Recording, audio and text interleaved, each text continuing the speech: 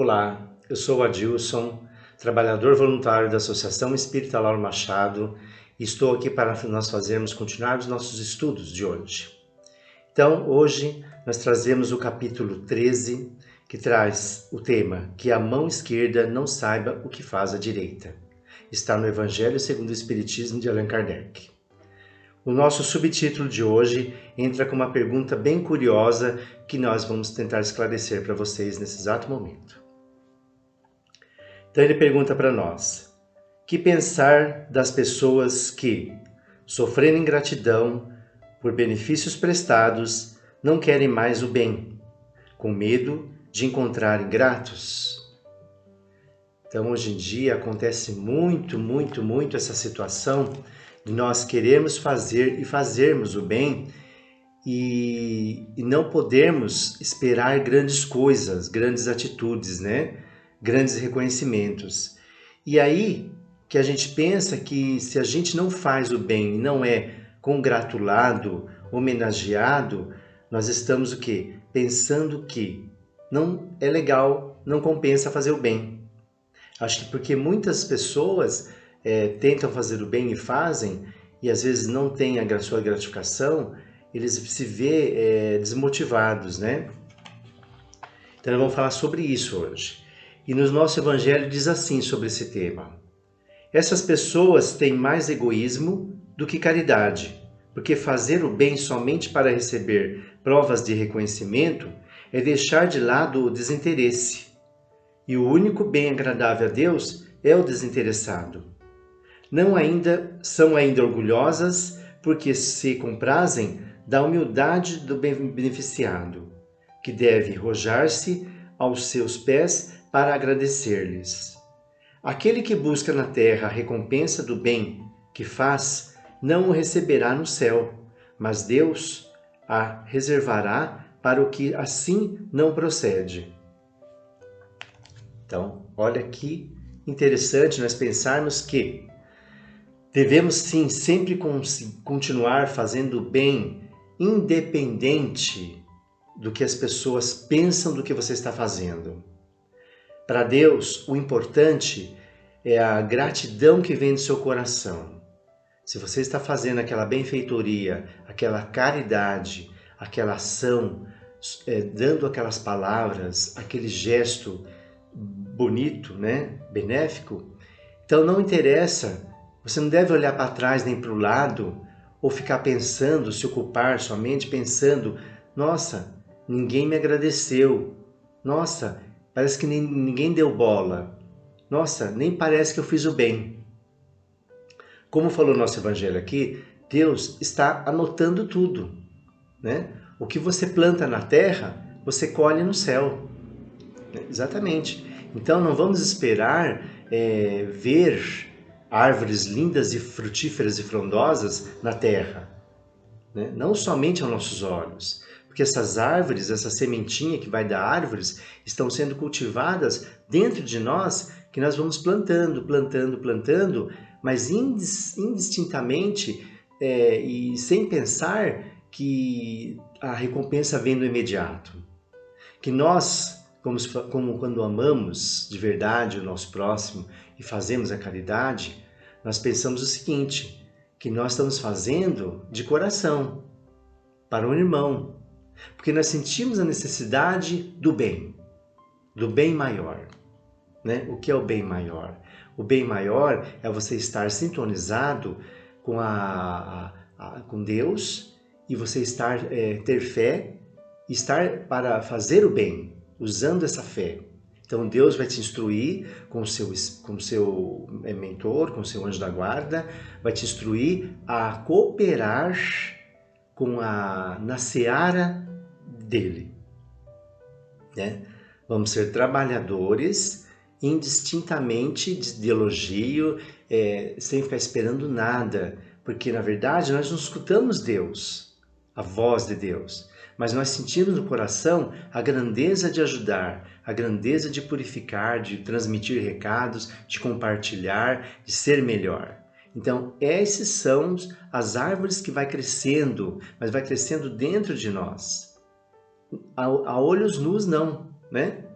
As benfeitorias, sim, nós vamos vendo o resultado, mas aquela grandeza que o Espírito se envaidece, não devemos ter. A grandeza, sim, da benfeitoria, de coração aberto, de querer, da vontade de querer o bem. Então essa, sim, é o antídoto para nos livrarmos da toda a vaidade e todo o nosso orgulho. Né? Sabemos que estamos plantando e que já estamos colhendo, né? Já estamos colhendo, porque é automático. Quem faz a caridade e dá com a mão esquerda o que a direita não vê, o que está fazendo? Está fazendo uma caridade oculta, né? Está fazendo uma caridade para ninguém ficar vendo mesmo. E se alguém ver, que siga de exemplo. Mas na verdade a intenção é o culto com Deus. Deus tem que ver. Deus tem que me ajudar a ser melhor, a produzir frutos. E ele continua nos dizendo aqui: é necessário ajudar sempre aos fracos, mesmo sabendo-se de que antemão que os beneficiados não agradecerão. Sabei que, se aquele a quem ajudais esquecer o benefício, Deus o considerará mais do que se fosseis recompensado pela sua gratidão. Deus permite que às vezes sejais pagos com a ingratidão, para provar a vossa perseverança em fazer o bem. Olha, então ele esclarece mais ainda para nós, vai mais a fundo ainda, que Deus nos permite fazer o bem. E vamos ser provados se esse bem maior, esse bem maior do coração, se depararmos com uma ingratidão. E ainda pior, né? A ingratidão com as ofensas e com, por exemplo, a pessoa fala assim: nossa, como você é exibido, nossa, como você quer ser o tal, nossa, como você é arrogante, como você é pretensioso. Então, além da ingratidão, vem insultos que Deus nos permite passar por essa situação para ver se você está esperando a recompensa naquele momento.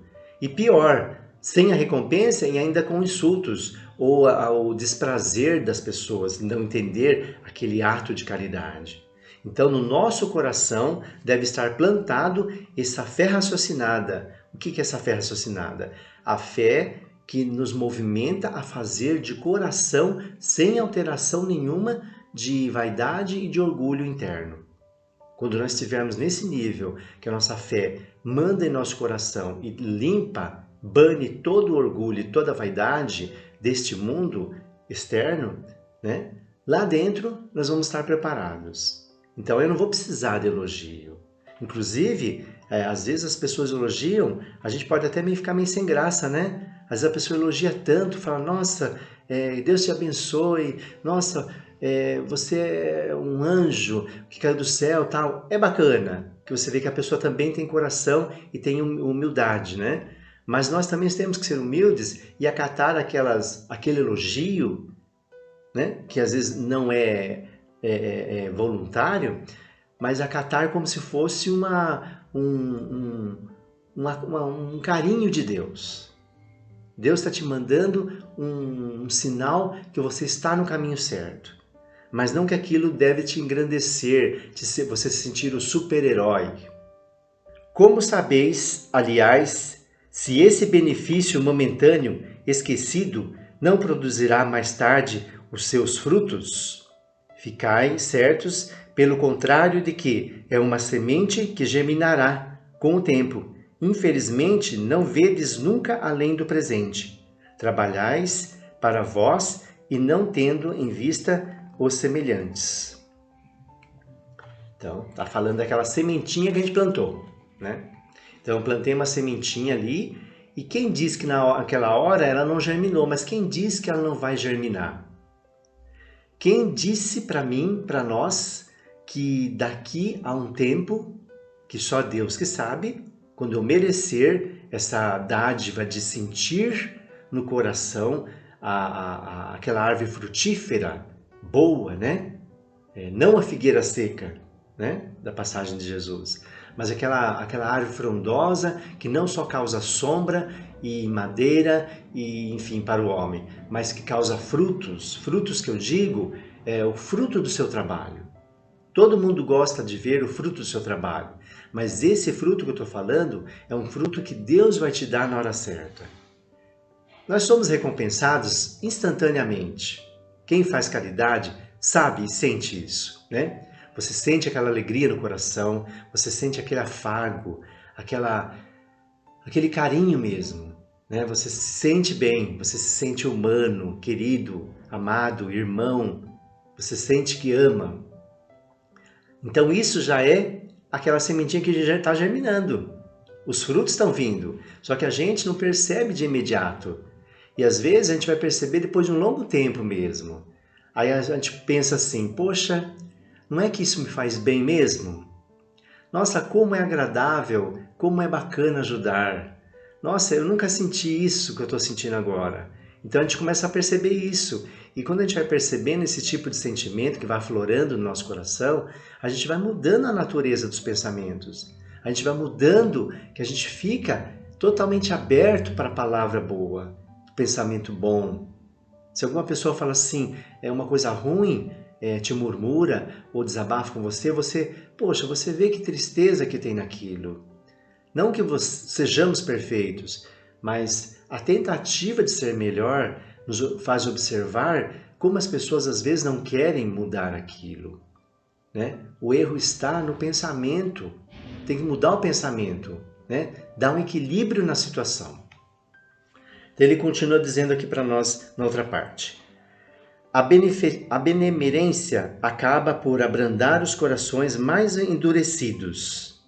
Pode ficar esquecida aqui na terra, mas quando o espírito se livrar do corpo, ele se lembrará, e essa lembrança será o seu próprio castigo.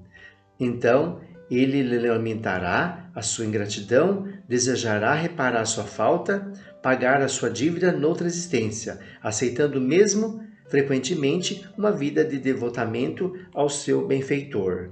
Então aqui está falando daquele que murmurou e amaldiçoou e não agradeceu a Deus pela ajuda, né? Você está ajudando, nós estamos ajudando, e a pessoa, como falei anteriormente, às vezes se xinga, se sente magoada, se sente rebaixada, enfim. E por motivos, N motivos, que ela está revoltada e não tem o amor de Deus no coração, ela não percebe que ela está sendo ingrata. Então o que está falando aqui para nós? Depois que ela abandonar o corpo físico, ela vai ver do que ela foi capaz e incapaz de fazer, né? Simplesmente às vezes não conseguiu nem agradecer um ato de amor. Então, quer dizer, ela volta para o plano espiritual questionando por que ela foi tão rude, porque um coração tão endurecido. Então está falando para nós aqui, né? Nós voltamos com alegria de ajudar, mas as pessoas que foram ajudadas e não aceitaram, não viram com bons olhos e te condenaram, e te amaldiçoaram, enfim, só xingaram, eles voltam para o plano espiritual com essa dívida com eles mesmos. Aí o que acontece? Eles reencarnam e voltam numa situação para saldar esse delito, esse débito, né? Eles vão passar pela mesma situação, não exatamente igual, porque Deus sabe como que a gente pode aprender, de que forma podemos aprender, né? E é dado essa oportunidade, essa nova oportunidade, não somente essa nova oportunidade, mas como várias oportunidades para a gente ir causando curando a ferida, né? Causando o bem dentro de nós, curando as feridas, as chagas que nós vamos deixando nesta vida ou até em vidas passadas. Onde as suas forças terminam, começam as de Deus. E é assim que, sem o suspeitardes, tereis contribuído para o seu próprio progresso moral. E reconhecereis, então, toda a verdade desta máxima. Um benefício jamais se perde, mas tereis também trabalhado para vós, pois tereis o mérito de haver feito o bem com desinteresse, sem vos deixar abater pelas decepções. Então, onde as suas forças terminam, né? Deus entra em ação. Então é bacana de pensar nisso, que a gente nunca está sozinho. Deus manda os anjos nos ajudarem, nossos mentores. Então, nós temos que crer o seguinte, que ele fala no texto aqui, não se arrependa, faça sempre sim, faça o bem sem esperar, não vendo a quem e sem esperar a recompensa. Porque, na verdade, seremos recompensados sim, aqui na Terra também, né? Como eu falei, de uma forma instantânea, com um sentimento de glória, de felicidade. E quando chegarmos no plano espiritual, nós teremos a oportunidade de continuar ajudando, porque já estamos mais preparados para ajudar. Então, seremos sempre um instrumento de Deus.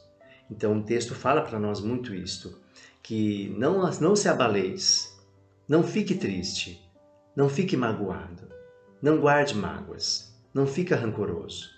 Porque Deus está no comando. E tudo que acontece na Terra, Deus está no comando. E, é claro, depende do nosso livre-arbítrio, mas Deus, você estando em sintonia com Deus, nós estamos interligados com a verdade e com a fraternidade. Então, envolvido com muita empatia, nós vamos lidando o nosso dia a dia com os seres humanos os companheiros que vão passando em nossas vidas, para melhorar. Não é só para melhoria. Então você tem que ser um instrumento da melhoria, do equilíbrio. Ele continua nos falando aqui. Ah, meus amigos, se conheceis todos os laços que na vida presente vos ligam a existências anteriores, se pudesseis abarcar a multiplicidade das relações que aproximam os seres uns dos outros para o seu mútuo progresso, admirareis muito melhor a sabedoria e a bondade do Criador, que vos permite reviver para chegardes a Ele.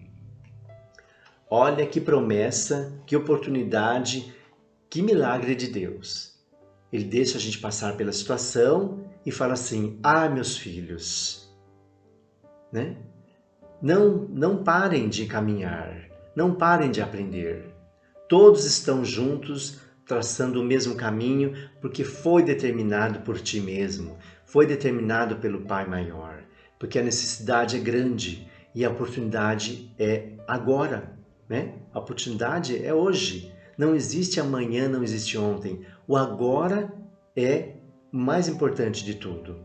Então, cada minuto que a gente deixa passar e não querer melhorar, não querer falar com Deus, é um desgaste para o espírito, é um desperdício para a alma. Nós vamos perdendo terreno na evolução espiritual individual. Então ele fala assim, meus filhos, acordem rapidamente, porque muito tempo se consumirá se você não acordar e se levantar para nutrir seu espírito com a benfeitoria. Como Deus é maravilhoso, né? Então sempre teremos a oportunidade de levantar e melhorar. Então nós temos que crer nisso. Quem não crê em Deus fica à deriva, né? Tem gente que não crê em Deus. Então eu até me emociono, porque eu acho que a vida da gente muda muito. Todos os momentos, todos os instantes vai mudando. E você vai percebendo a mudança assim, gloriosa, de poder observar os irmãos que estão precisando do seu abraço, do seu apoio, da sua palavra. Então Deus está te usando todos os dias. Olha que bacana, em vez de você ser um problema para você mesmo e para Deus, você é um instrumento de Deus. Isso é bonito, isso é bacana, isso é próspero. E ele continua com outra pergunta agora. Ó. A beneficência é bem compreendida quando se limita ao círculo de pessoas da mesma opinião, da mesma crença ou do mesmo partido? Né? Uma pergunta assim até que fácil de responder, né? Porque está perguntando, a beneficência você deve aplicar somente ao ciclo de pessoas que você conhece, do seu partido, da sua igreja, da sua reunião de amigos, da sua família? Não, né? Não, nós não estamos aqui para passar por essa situação de aprendizado sem aprender. Nós estamos aqui para passar uma situação de aprendizado, para viver com todos, todos mesmo. Então nós não sabemos que situação nós vamos deparar, que grupo de pessoas vamos nos deparar para ajudar. Por exemplo, numa palestra, a gente recebe pessoas da cidade toda, né? Então ali está misturado. Não tem pessoas da sua empresa, não tem pessoas do seu partido, não tem pessoas somente da sua igreja, não tem pessoas somente da sua família. Aliás, nem tem às vezes, né? Tem pessoas que vêm de toda parte. Por quê? É mandado por Deus as pessoas que vão ali, que ali vai falar boa palavra. Vamos ali, que ali vai ter um encontro maravilhoso. Vamos ali, que ali vai ter esclarecimento, vai ter aprendizado. Então não precisamos nos sobrepor nessa dúvida de achar que tem exclusividade. A minha palavra é exclusiva para as pessoas que têm dinheiro. A minha palavra é exclusiva para as pessoas que me procuram. Não, também, mas se eu ficar esperando as pessoas me procurar, eu vou ficar em casa esperando o quê?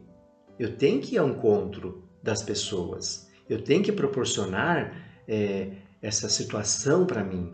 Mesmo porque? Por causa de mim mesmo. Porque eu vou estar aprendendo mais indo atrás. Eu não vou ficar de braços cruzados em casa, esperando, Deus me manda alguém para mim passar a palavra. Não, não é assim, né? Deus vai me dar a oportunidade, a saúde, o desprendimento de eu estar ali, né? Talvez com a minha preguiça, com a minha insatisfação, com a minha má vontade. Eu tenho que largar disso e falar, acorda, Dilson. Vai à luta. Vai à luta para o seu rendimento, para a sua apuração, para o seu conhecimento, para o seu amadurecimento. Ele diz nos textos assim, né? Continuando essa mesma parte. Não. A resposta é não, como eu falei para vocês. Pois sobretudo o espírito se aceita e de partido que deve ser abolido, porque todos os homens são irmãos. O verdadeiro cristão vê irmãos em todos os seus semelhantes. E para socorrer o necessitado, não procura saber a sua crença, a sua opinião, seja qual for. Seguiria ele o preceito de Jesus Cristo, que manda amar até mesmo os inimigos. Se repelisse um infeliz por ter crença diferente da sua, que o socorra, pois sem lhe interpelar a consciência, mesmo porque, se for um inimigo da religião, será esse o meio de fazer que ele o ame. Repelindo-o, só faria ele o odiar. Então, quando nós colocamos a decisão no coração de falar assim, não, você não pode, você não tem capacidade de escutar essa palavra. Não quero falar para você. Eu não estudei para falar com esse tipo de gente. Olha que terrível. Eu fui muito instruído, estudei muitos anos para falar com pessoas inteligentes, somente pessoas inteligentes. E da minha família e do meu métier, vamos dizer assim, né? Então ele está falando texto, que é muito errado isso. Todos os irmãos somos irmãos, né? E todos os irmãos precisam da sua experiência, como nós também precisamos da experiência dos outros. Então, o livre-arbítrio tem que agir dessa forma. Eu tenho a liberdade de falar para quem eu quiser, mas Deus manda as pessoas que querem escutar aquilo. Né? Então, eu não posso barrar porque chegou uma pessoa muito suja, um mendigo, ou chegou uma pessoa com problemas físicos, ou enfim, que chegou uma pessoa que chega e dorme na palestra, né? Tá ali, ele veio, ele chegou ali. De todo o sacrifício que ele enfrentou, ele chegou ali. Então ele está ali de corpo presente, o Espírito dele está ali. Então deve ser uma alegria para mim, para todos nós que falamos de Jesus, acolher esse irmão, acolher com muito carinho, porque ali nós estamos para isso. Não estamos para mostrar, nos exibir, falar que sabemos, né? Não. Estamos aprendendo todos juntos. Cada palestra que fazemos, nós aprendemos durante o trabalho de palestra. Que nós somos intuídos de forma diferente, que nós somos assistidos de forma diferente. Cada trabalho é um trabalho. Então são todos para Jesus. E são todos para Jesus, então todos podem participar. Claro? Eu trouxe uma mensagem para vocês aqui, como eu leio sempre no final da minha palestra, de um espírito amigo, que diz assim: seja fiel. As tuas lembranças passadas que te melhoraram, as tuas vontades verdadeiras que te modificaram, as tuas conquistas boas que te elegeram, aos esforços para ser do bem, aos erros para não cometê-los novamente, aos acertos para mantê-los vivos dentro de você, aos teus sentimentos que cultivas pelas tuas iniciativas, aos teus pedidos de dias melhores para você e para quem você tanto deseja que seja bom, aos teus conhecimentos que te valiam a ser todo dia melhor espiritualmente, a vida bem vivida com a tua missão a ser cumprida, a tua razão de viver do lado e para quem te precisa, a loucura de poder largar tudo que já não te interessa mais e tentar ser feliz, a servir o teu ideal com o teu protetor, a Deus, e agradeça sempre tudo que até hoje lhe foi dado. Seja fiel com paciência de tudo que está por vir, com tua fé e a tua conduta cristã, hoje e sempre, por mais que os teus caminhos sejam difíceis. Seja fiel e não fuja do que veio fazer aqui. Amar e ajudar, sempre sem julgar ninguém. Graças a Deus. Então sempre temos esclarecimentos, né? Graças a Deus mesmo. Quando a gente fala graças a Deus, não é da boca para fora. Temos que falar graças a Deus por estarmos vivos, por termos a comida, por termos o cobertor, por termos amigos, por estar vivo aqui passando por essa nova experiência. Agradecer a Deus pelas aflições vividas e superadas. Agradecer a Deus pela vontade de ser feliz, de amar. Agradecer a Deus por estar sempre vivo. Só pelo motivo de estar vivo, ter uma família, uma casa, um trabalho, saúde, a vida.